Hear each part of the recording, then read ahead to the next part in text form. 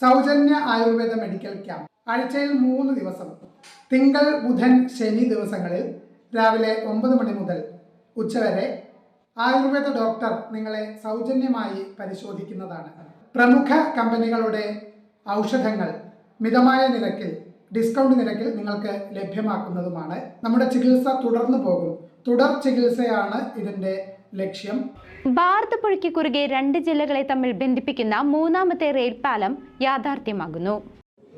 ഭാരതപ്പുഴയ്ക്ക് കുറുകെ 2 ജില്ലകളെ ബന്ധിപ്പിക്കുന്ന 3ാമത്തെ റെയിൽപാലം യാഥാർത്ഥ്യമാകുന്നു.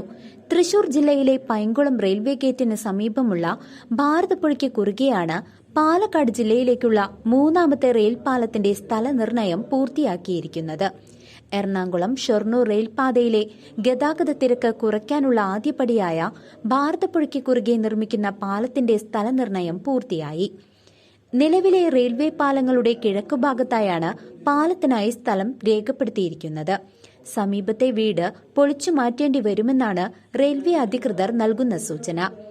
പാലക്കാട് ഭാഗത്തു നിന്നും തിരുവനന്തപുരം ഭാഗത്തേക്കുള്ള തീവണ്ടികളുടെ ഗതാഗതത്തിന് ഒരു പാലം കൂടി അനിവാര്യമാണെന്നായിരുന്നു റെയിൽവേയുടെ കണ്ടെത്തൽ. ഭാരതപ്പുഴയ്ക്ക് കുറുകെ നിലവിൽ 2 പാലങ്ങളുണ്ടെങ്കിലും ഒരു പാലത്തിലൂടെ ഷൊർണൂർ റെയിൽവേ സ്റ്റേഷനിലേക്കും സമീപത്തെ പാലത്തിലൂടെ പാലക്കാട് ഭാഗത്തേക്കുമുള്ള തീവണ്ടികളാണ് പോകുന്നത്. ഇതിലൂടെ തന്നെയാണ് കോഴിക്കോട് ഭാഗത്തു നിന്നും തിരുവനന്തപുരം ഭാഗത്തേക്കുള്ള വണ്ടികളും വരിക. അതുകൊണ്ട് തന്നെ കോഴിക്കോട് ഭാഗത്തേക്കും പാലക്കാട് ഭാഗത്തേക്കുമുള്ള വണ്ടികൾ പോകുന്നതിനായി പാളങ്ങളിലെ ഗതാഗതം ക്രമീകരിക്കേണ്ട അവസ്ഥയാണിപ്പോൾ. പുതിയ പാലവും പാളങ്ങളും വരുന്നതോടെ മാത്രമേ ഗതാഗത പ്രശ്നത്തിന് പരിഹാരമാകൂ എന്നാണ് റെയിൽവേയുടെ കണക്കുകൾ. നിലവിൽ എറണാകുളം മുതൽ ഷൊർണൂർ വരെയുള്ള പാളത്തിൽ 100% ഗതാഗതമാണെന്നാണ് റെയിൽവേയുടെ വിലയിരുത്തൽ. അതുകൊണ്ട് തന്നെ ഈ പാതയിലൂടെയുള്ള വണ്ടികൾക്ക് സമയക്രമം പാലിക്കാനാവുന്നില്ലെന്നും റെയിൽവേ കൺട്രോൾ വിഭാഗം സൂചിപ്പിക്കുന്നു. പുതിയതായി എത്തിയ വന്ദേ ഭാരത് തീവണ്ടികൾ എത്തിയതോടെ ഗതാഗതം വീണ്ടും വർദ്ധിച്ചു.